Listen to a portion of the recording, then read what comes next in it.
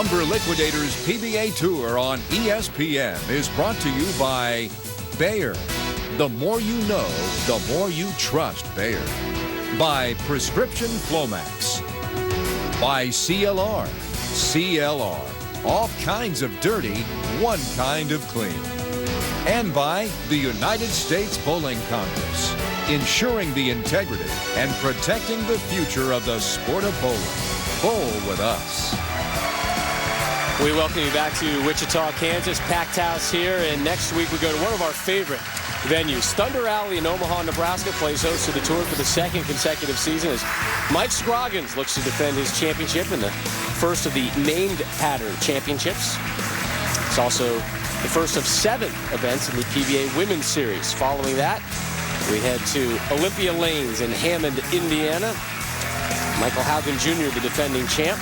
This telecast will also feature a championship match between 2 PBA Senior Tour players.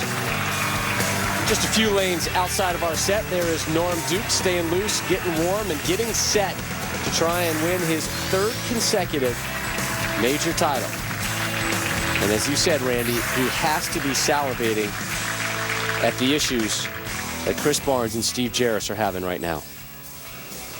Well, Chris Barnes now appears to be getting a little bit more comfortable playing that deep inside line, but I still think that at this point, you would have to give the advantage to Norm Duke.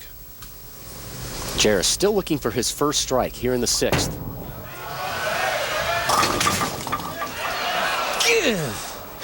Not enough of a love tap there on the 10. Steve still struggling to try to find the right combination to get his ball to face the 1-3 pocket a little bit stronger. And he's nowhere near being out of this match. And just because he hasn't struck yet, he's staying clean. He's staying in the game.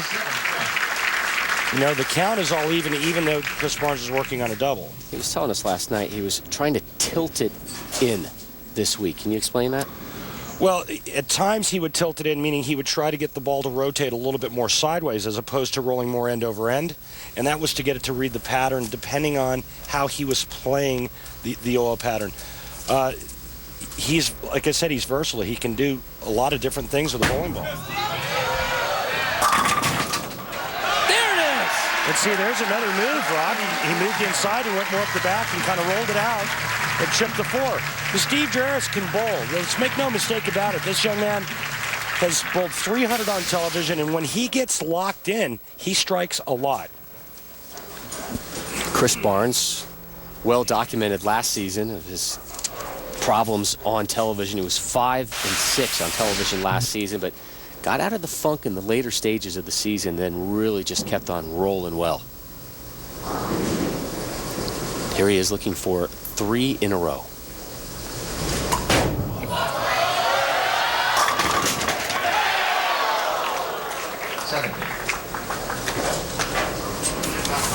Pretty good pitch there by Chris Barnes, leaving the blowout 7. And this angle that Chris is playing is all about ball speed, location, and rotation.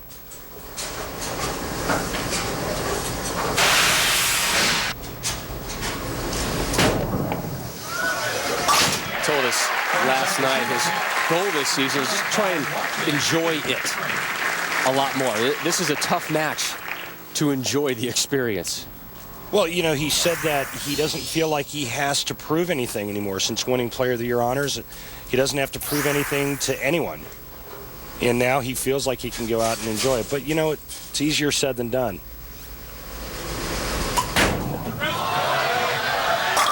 There we go. I just think that as good as this guy is, you know, he's performed poorly on television. If he ever turns that around, look out. And the only reason why Chris struggles on TV is it's all mental. I think he overanalyzes the situations at times, and he outthinks himself. Jarris working off his first strike of this match.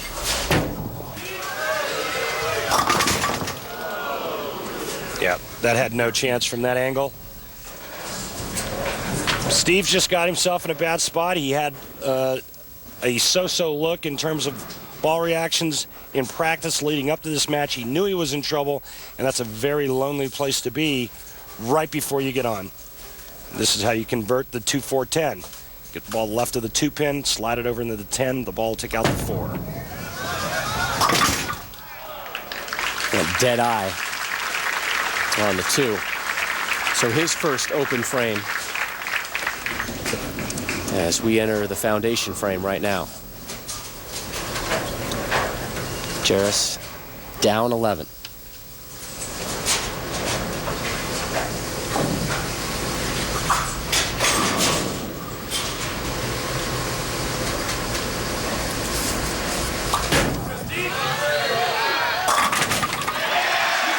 Needed that. Needed that to stay alive here at the PBA World Championship, and they mean it when they say World Championship. 12 countries represented, countries like Malaysia, Colombia, Mexico, Iceland, Thailand, Australia, Poland here as well, and PBA officials hinting that this tournament might even go international in the near future, as in an international host.